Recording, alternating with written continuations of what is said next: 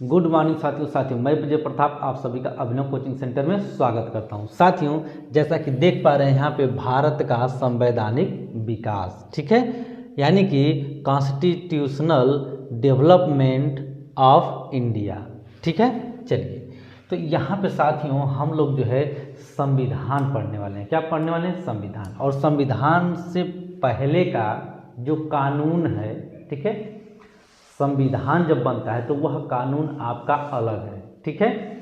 और ये जो कानून है आपका संविधान से पहले का कानून है, ठीक है, यानी 1947 से पहले की बात है, ठीक है। तो चलिए देखिए, यह केवल और केवल वीडियो हमारे बनाने का मकसद केवल इतना है कि आप लोग को छोटी से छोटी चीज़ों का ज्ञान हो जाए, ठीक है। कहने का मतलब हमारी ये है कि कुछ ऐसे छोटी छोटी, कुछ मोटी मोटी कुछ फैक्ट हैं, ठीक है, जिसको जो है पढ़ने के बाद भी कन्फ्यूजन रहता है हमारे अंदर जो है, और हम उसको जो है क्लियर नहीं कर पाते हैं, ठीक है। तो आज जो है क्लियर हो जाएगा। बस चैनल पे आप बने रहिएगा, चैनल पे नए हो तो चैनल को सब्सक्राइब भी कर लीजिएगा। तो साथियों, भारत का संवैधानिक विकास, तो सबसे पहले देखिए यहाँ पे भारत का संवैधानिक विकास, तो यहाँ पे जो है भारत का संवैधानिक विकास की बात कर रहा है। संवैधानिक का मतलब क्या है? सीधे सीधे समझिए, संवैधानिक का अर्थ सीधे सीधे समझिए संविधान से। किससे? संविधान से, ठीक है, संविधान से मतलब, ठीक है, किससे? संविधान से। तो जो यहाँ पे साथियों भारत का संवैधानिक विकास है, यानी कि जो भारत का जो संविधान का जो विकास हुआ है वह इन्हीं को लेकर के हुआ है, ठीक है। कैसे? देखिए, सबसे पहले तो अगर स्टार्ट यहाँ से अगर किया जाए, संवैधानिक विकास को देखा जाए तो 1600 से ही जो है स्टार्ट होता है, ठीक है। बट यहाँ पे देखिए कुछ डिवाइड करके हम जो है आपको कुछ ऐसे तरीके से हम आपको समझाएंगे सारा चीज़ कि सारा चीज़ आपका क्लियर हो जाएगा, कुछ गड़बड़ नहीं होगा, ठीक है, यानी कि कन्फ्यूजन आपको नहीं रहेगा और सारा कॉन्सेप्ट जो है क्लियर हो जाएगा। तो देखिए, सबसे पहले तो आप समझिए भारत का संवैधानिक विकास, यानी कि जो संविधान जो लागू हुआ था, तो हमारा आपसे पूछूंगा कब लागू हुआ, तो आप बता देंगे 1947 के बाद लागू हुआ था, ठीक है, इतना तो जानते होंगे, ठीक है। तो 1947 के बाद लागू हुआ था। तो साथियों, उससे पहले जो ये भारत में जो कानून चलता था, जिसका राज चलता था, वह भारत का नहीं चलता था, ठीक है। भारत पे जो है शासन कोई और करता था, ठीक है, कानून भी जो है किसी और का था, ठीक है, और सारा कुछ जो है सुचारू ढंग से अपना जो है सब चला रहे थे, ठीक है। जो इंडिया पे राज कर रहे थे उन्हीं का जो है कानून था।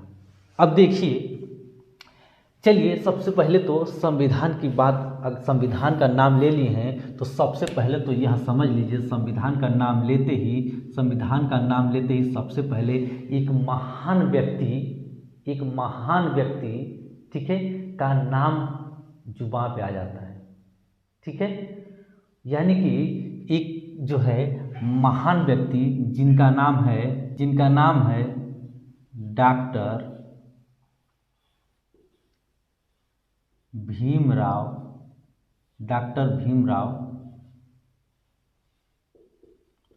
अंबेडकर, डॉक्टर भीमराव अंबेडकर, ठीक है, डॉक्टर भीमराव अंबेडकर, ठीक है ना। तो साथियों, डॉक्टर भीमराव अंबेडकर, यहाँ पे जो है देखिए सबसे पहले जो है नाम इन्हीं का आता है, ठीक है, डॉक्टर भीमराव अंबेडकर का। अब यह देखिए कि डॉक्टर भीमराव अंबेडकर का नाम यहाँ पे लेने के उद्देश्य हमारा इतना है साथियों कि जो संविधान यहाँ से जो तैयार होगा, ठीक है, यानी कह लें तो ये जो कानून जो पहले चल रहा था वो किस तरीके से, कैसे ये ख़त्म होगा, और डॉक्टर भीमराव अंबेडकर यानी बाबा साहेब कैसे 1947 के बाद संविधान लागू करेंगे, उसमें क्या क्या चीज़ें होंगी आप देखिएगा। तो यहाँ पे जो है सबसे पहले तो इनका नाम हम ले लेते हैं, ठीक है, डॉक्टर भीमराव अंबेडकर, क्योंकि बहुत ही ज़बरदस्त और बहुत ही पावरफुल पर्सन थे साथियों। यह जो है इनको एक तरीके से साथियों हम कह सकते हैं यह जो है महापुरुष हैं। क्या है? महान पुरुष हैं, ठीक है। तो इनको महापुरुष की संज्ञा जो है दी जाती है, ठीक है ना। चलिए, तो महापुरुष हैं, और जो है साथियों यह भारत रत्न से नवाजे भी जा चुके हैं। ठीक है, तो भारत रत्न है जो है, ठीक है ना, तो हमारे देश के यानी भारत की यह भारत रत्न है। चलिए अब हम चलते हैं, थोड़ा सा देखते हैं सारी चीज़ें। ठीक है, तो भारत का संवैधानिक विकास, तो जब संवैधानिक विकास की जब बात करेंगे यानी संविधान की बात करेंगे, तो देखिए संविधान का जब यहाँ से जब हम पढ़ेंगे, आप सारे कुछ देखेंगे, तो जो विदेशी थे, ठीक है, यानी कि साथियों कह लें तो जो यहाँ पे भारत के अलावा जितने भी आए यहाँ पे विदेशी, ठीक है, वो सभी राज किए। ठीक है ना, सब लोग राज किए। 1947 के पहले सब लोग राज किए। ठीक है, अलग अलग लोग आए, ठीक है, राज किए। तो उन्हीं में से साथियों अगर हम संवैधानिक विकास की बात करें तो इसको दो पार्ट में जो है डिवाइड कर दिए हैं। क्या पार्ट में? दो पार्ट में। तो पहला पार्ट यहाँ पे साथियों आप लोग को दिख रहा होगा कि ईस्ट इंडिया कंपनी के शासन के अंतर्गत संविधान का विकास। ठीक है, तो यहाँ पे ईस्ट इंडिया कंपनी के शासन के अंतर्गत संविधान का विकास। तो देखिए साथियों यहाँ पे ईस्ट इंडिया की बात आ गई। ठीक है, पहला नंबर। ठीक है, तो कंपनी सब यहाँ पे देखिए, यहाँ पे दिमाग लगाइए। ठीक है, सोचिए कि ईस्ट इंडिया कंपनी के शासन के अंतर्गत, यानी कि जो कंपनी थी ईस्ट इंडिया की, ठीक है, ईस्ट इंडिया कंपनी थी जिसके शासन के अंतर्गत संविधान का विकास यहाँ पे जो है सारा चीज़ होगा। कैसे देखेंगे हम लोग, ठीक है ना। चलिए, तो यहाँ पे देखिए ब्रिटेन की सरकार, अब यहाँ पे देखिए ब्रिटेन की सरकार यानी कि क्राउन, ठीक है, के शासन के अंतर्गत संविधान का विकास कैसे किया था देखिए। अब यहाँ पे साथियों समझिए कि यहाँ पे जो है जो विकास की बात है इन्हीं दो चीज़ों को लेकर के है। क्या है? दोनों चीज़ों को लेकर के है। ठीक है ना। उससे पहले थोड़ा सा हम जो है कुछ और देखते हैं यहाँ पे। ठीक है, यहाँ पे जैसे साथियों यहाँ पे देखिए प्लासी का युद्ध, क्या है यहाँ पे? प्लासी का युद्ध 1757 में लड़ा गया। कब लड़ा गया? प्लासी का युद्ध 1757 में साथियों यह लड़ा गया। और इसके बाद साथियों बक्सर का युद्ध 1764 में लड़ा गया। किसमें? 1764 में लड़ा गया। अब यह जब लड़ा जाता है तो देखिए किस प्रकार से क्रांति आती है और किस प्रकार से कैसे सारा चीज़ बदलता है। आप खेल देखते रहिएगा। तो जैसे यहाँ पे प्लासी का युद्ध होता है साथियों 1757 में। ठीक है साथियों, देखिए कैसे कैसे विद्रोह होता है। ठीक है, और कैसे कैसे सारी चीज़ें होती है। क्योंकि जब भाई अंग्रेज कितने भी पावरफुल थे, अगर आप अंग्रेजों को मारेंगे, ठीक है, 2-4 लोग 10 लोग को अगर आप मार देंगे जान से, तो क्या होगा? वह खामोश रहेंगे, बैठेंगे, तो कुछ ना कुछ तो होगा। ठीक है, लड़ाई तो खैर होगी थोड़ा बहुत। ठीक है, तो देखिए प्लासी का युद्ध 1757, ठीक है, 1757। बंगाल के नवाब सिराजुद्दौला, देखिए बंगाल के, पहले तो ये समझिए कि यह प्लासी का युद्ध, क्या? प्लासी का युद्ध 1757 की बात कर रहा हूँ। इसके बाद बंगाल के, किसके? बंगाल के नवाब सिराजुद्दौला, कौन? सिराजुद्दौला तथा अंग्रेज व्यापारी रॉबर्ट्स क्लाइव। ठीक है, सिराजुद्दौला और रॉबर्ट्स क्लाइव के मध्य जो है यह 1757 की लड़ाई लड़ी जाती है। ठीक है, पहली चीज समझिए कब लड़ी जाती है? 23 जून 1757 को। ठीक है, 23 जून 1757 को लड़ी जाती है साथियों यह जो है प्लासी का युद्ध। ठीक है, इसके बाद इसमें जो है क्या होता है कि अंग्रेज व्यापारी होता है साथियों, अंग्रेज व्यापारी रॉबर्ट्स क्लाइव जीत जाता है।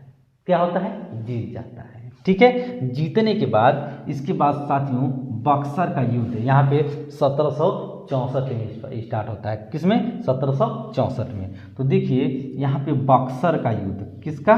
बक्सर का युद्ध साथियों स्टार्ट होता है वो 1764 में स्टार्ट होता है। ठीक है, और किसके किसके बीच लड़ा जाता है ये भी देख लीजिए। तो अंग्रेजी सेनापति, कौन? अंग्रेजी सेनापति, ठीक है ना, अंग्रेजी सेनापति हेक्टरो मुनरो, कौन? हेक्टरो मुनरो, ठीक है ना, हेक्टरो मुनरो तथा संयुक्त रूप से शुजा-उद-दौला और शाह आलम द्वितीय तथा मीर कासिम के मध्य हुआ। ठीक है, 1 2 3 4, यहाँ पे 4 लोग के बीच जो है यह युद्ध चलता है। कौन सा युद्ध चलता है? तो बक्सर का युद्ध चलता है। ठीक है, प्लासी का 1757, इसके बाद 1764 में बक्सर का युद्ध छिड़ता है। इसमें भी क्या होता है कि अंग्रेज जो है, यह अंग्रेज जो है वह जीत जाते हैं। जरा यह बताइए कि जो जीतेगा वही तो शासन करेगा, तो इसीलिए अंग्रेज लास्ट तक रह गए। ठीक है, चलिए देखिए, भारत को छोड़ करके सबसे लास्ट में जाएंगे, क्योंकि साथियों यह जो है पावरफुल थे। ठीक है, इनके पास हर एक सुविधा थी। चलिए तो देखिए, यहाँ पे जो है शुरू करते हैं हम, जो है शुरू करते हैं सबसे पहले 1757 ईस्वी की प्लासी की लड़ाई। ठीक है, 1757 यहाँ पे प्लासी की लड़ाई। देखिए यहाँ पे हमने कुछ यहाँ पे फैक्ट लिया था, अब यहाँ पे और देखते हैं कुछ। ठीक है, तो 1757 ईस्वी की प्लासी, ठीक है, 1757 ईस्वी की प्लासी की लड़ाई और 1764 ईस्वी के बक्सर के युद्ध को, देखिए बक्सर का युद्ध, कौन सा? बक्सर का युद्ध 1764 ईस्वी को। कब? 1764 ईस्वी को। देखिए यहाँ पे हमने मेंशन किया था। ठीक है, 1764। अब देखिए 1757 ईस्वी की प्लासी की लड़ाई और 1764 ईस्वी की बक्सर के युद्ध को अंग्रेजों द्वारा जीत लिया गया। किसके द्वारा? तो अंग्रेजों द्वारा जीत लिया गया। ठीक है, जीत लिए जाने के बाद बंगाल पर ब्रिटिश ईस्ट इंडिया कंपनी ने शासन का शिकंजा कसा। ठीक है, तो बंगाल पर, किस पे? बंगाल पर। ठीक है, बंगाल पर ब्रिटिश ईस्ट इंडिया कंपनी ने शासन का शिकंजा कसा। यानी कि शासन करने के लिए जो पावरफुल होगा वही तो शासन करेगा, है कि नहीं? जो पावरफुल नहीं रहेगा तो वो क्या करेगा? वो तो हट जाएगा ना। तो सभी जितने विदेशी आए सब हटते गए। ठीक है, लेकिन यह जो है शासन का शिकंजा जो है कस दिए। ठीक है, इसी शासन को अपने अनुकूल बनाए रखने के लिए अंग्रेजों ने समय समय पर कई एक्ट पारित किए। ठीक है, इसी शासन को बनाए रखने के लिए, देखिए इसी शासन को जो है, ठीक है, इसी शासन को अपने अनुकूल बनाए रखने के लिए, ठीक, बनाए रखने के लिए अंग्रेजों ने, कौन? ध्यान दीजिए, अंग्रेजों ने, ठीक है, समय समय पर, कब? समय समय पर, ठीक है, कई एक्ट बनाए। क्या बनाए? कई एक्ट बनाए, यानी कि पारित किए। क्या है? कई एक्ट पारित किए। ठीक है, जो भारतीय संविधान के ध्यान रखेगा, यहाँ पे लाइन पे आइए। ठीक है, देखिए, जो भारतीय संविधान के विकास की सीढ़ियाँ बनी। अब देखिए, भारतीय संविधान, ठीक, भारतीय संविधान के विकास की क्या बनी? सीढ़ियाँ बनी। ठीक है, ध्यान रखिए। अब कैसे कैसे विकास की सीढ़ियाँ बनती है साथियों, अब यहाँ से देखेंगे हम लोग। ठीक है ना? चलिए, तो यह चीज़ें समझ में आ गई। अब यहाँ पे देखिए, अब यहाँ पे सबसे पहले ईस्ट इंडिया कंपनी के शासन के अंतर्गत संविधान का विकास। ठीक है, संविधान का विकास, ठीक है ना, संविधान का विकास, ईस्ट इंडिया कंपनी के शासन के अंतर्गत संविधान का विकास। अब इसके अंतर्गत साथियों, हम अगर इसके अंतर्गत देखें तो यहाँ पे देखेंगे साथियों, रेगुलेटिंग एक्ट 1773। क्या देखेंगे? Regulating act 1773। तो साथियों यहाँ पे रेगुलेटिंग एक्ट 1773 जो है आता है। ठीक है, यह लोग कानून बनाते हैं। अब यह कानून बनाने का उद्देश्य क्या था, समझ लीजिए। जैसे अब भारत में जो जितने भी कानून हैं, ठीक है, वह किसके लिए बनाए गए हैं? वह जो है आम नागरिक के लिए भी बनाए गए हैं और जो है सभी के लिए बनाए गए हैं, चाहे जैसा भी हो व्यक्ति। ठीक है ना, वह भारत का भी हो या फिर विदेश का हो, किसी के लिए भी जो है कानून वह लागू होता है। ठीक है, तो चलिए, तो जानते हैं हम जो है कि जो कानून जो बनाया गया है, यह साथियों यह भारत को सुचारू रूप से एक ज़बरदस्त तरीके से चलाने के लिए यह जो है कानून बनाया गया है, और इतनी बेहतरीन कानून बनाया गया है कि वह पूरे पूरे विश्व में किसी का ऐसा कानून ही नहीं है जैसा कानून भारत का बनाया गया है। एकदम ज़बरदस्त बेहतरीन लेवल का लचीलापन बनाया गया है। कभी भी संशोधन हो सकता है, कभी भी उसमें जो है आप देखेंगे तो एक ज़बरदस्त तरीके से उसमें जो है जो चाहे वो जो है जोड़ करके एक ज़बरदस्त तरीके से भारत को चलाने के लिए एक नया तरीके से नए सुचारू ढंग से सब कुछ उसमें मेंशन किया जा सकता है। और जो अगर लगता है कि समय के अनुसार जो चीज़ें उसमें जो है भारत को चलाने के लिए अगर व्यवधान उत्पन्न करे तो उसको निकाला भी जा सकता है। ऐसा जो है संविधान बनाया गया है, उसी को कहते हैं लचीलापन। जो कुछ भी जोड़ा जा सकता है, कुछ भी निकाला जा सकता है, ठीक है, लेकिन संविधान को ख़त्म नहीं किया जा सकता है। नोट कर लीजिए, संविधान को ख़त्म नहीं किया जा सकता है। संविधान को ख़त्म करने का किसी में दम नहीं है, कहें तो कोई भी ख़त्म नहीं कर सकता है। ऐसे ऐसे प्रावधान किए गए हैं।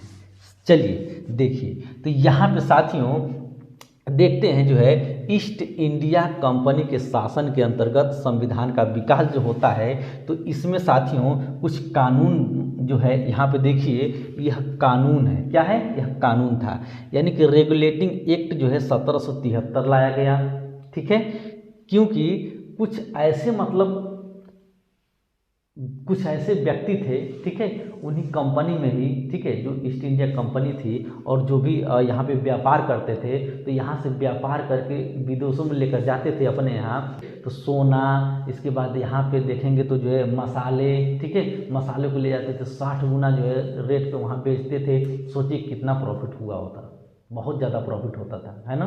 60 गुना तनी में नहीं होता, बहुत होता है। सोना भी उठा कर लेकर चले गए, ठीक है, इसलिए सोने की चिड़िया भी कहा जाता था हमारा भारत, ठीक है ना।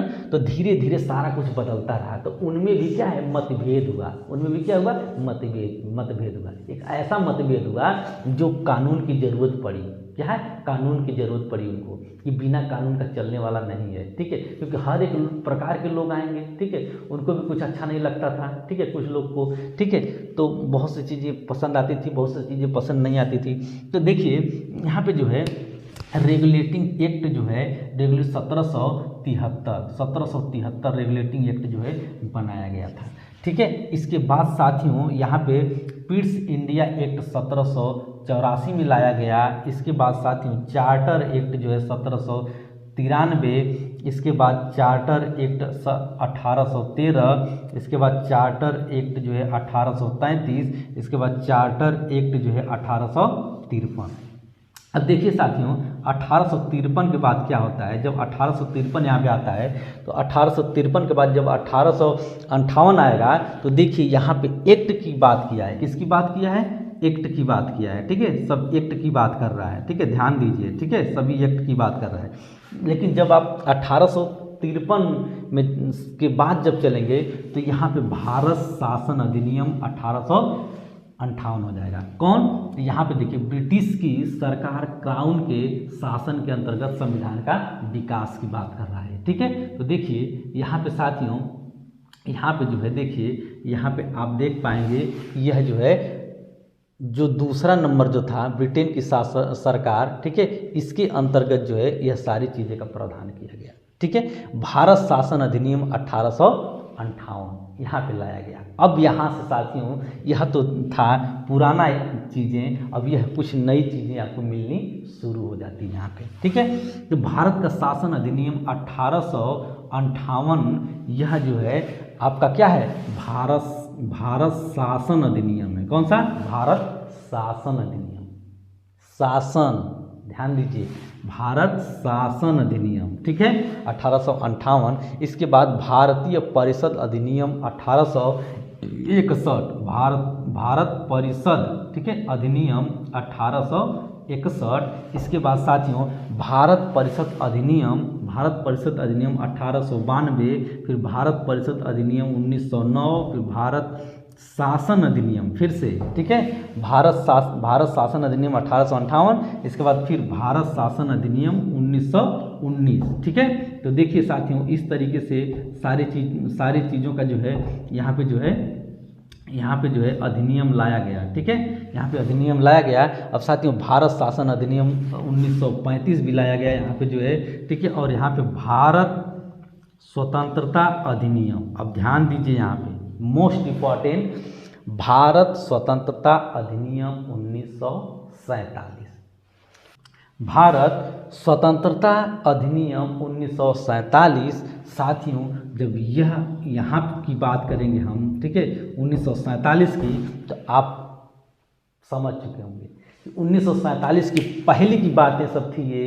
इसी को कहा गया था साथियों भारत का संवैधानिक विकास, ठीक है। यानी भारत का संविधान का विकास किस प्रकार से हुआ था, कहाँ से हुआ था, कैसे हुआ था साथियों, तो इन्हीं सभी मुद्दों को लेकर के सारी चीज़ें जो है छिड़ी, ठीक है। इसके बाद धीरे धीरे क्या हुआ, इसका अंत हुआ और 1947 में भारत हमारा आज़ाद होता है। इसके बाद भारतीय संविधान लागू होता है। एक ज़बरदस्त, मैं पहले ही नाम ले लिया था डॉक्टर भीमराव अम्बेडकर का, जो सबसे पहले आपको दिखेंगे, ठीक है। तो 1947 की जब मैं बात करूंगा 1947 के बाद, ठीक है, तो कैसे लागू होता है, क्या होता है, वह सारी चीज़ें हम आपको पढ़ाएंगे डिटेल, ठीक है।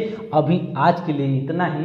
अब अलग अलग जो है हम साथियों देखेंगे कि अलग अलग हम जो है वीडियो आपको जो है प्रोवाइड करा देंगे, सारा कुछ हम दे देंगे। तो साथ में यहाँ पे रेगुलेटिंग एक्ट जो है और सारा कुछ जो मतलब जो एक्ट है और जो इधर जो अधिनियम है, यह एक्ट पे और अधिनियम पे हम अलग अलग वीडियो आपको बना के दे देंगे। इन सब पे एक ज़बरदस्त तरीके से सारा कंसेप्ट क्लियर हो जाएगा। जैसे यहाँ पर रेगुलेटिंग एक्ट की अगर हम बात करेंगे, अगर रेगुलेटिंग एक्ट की बात करेंगे साथियों, तो एक ज़बरदस्त तरीके से इसका पूरा मैं कंसेप्ट बनाऊंगा, पूरा वीडियो एक ज़बरदस्त बनाऊंगा। फिर इंडिया एक्ट, चार्टर, ठीक है, एक्ट जो इतने भी हैं, ठीक है ना, सभी मैं बनाऊंगा आपका। और यहाँ पे जो है जो भी अधिनियम है यहाँ से हम बनाएंगे, ठीक है, एक्ट और अधिनियम सब पे मैं बना दूँगा। तो आज के लिए बस इतना ही। अब मिलते हैं नेक्स्ट वीडियो में, एक धमाकेदार तरीके से मिलेंगे साथियों, एक ज़बरदस्त तरीके से सारा कॉन्सेप्ट समझेंगे कि क्या है भारतीय संविधान, ठीक है।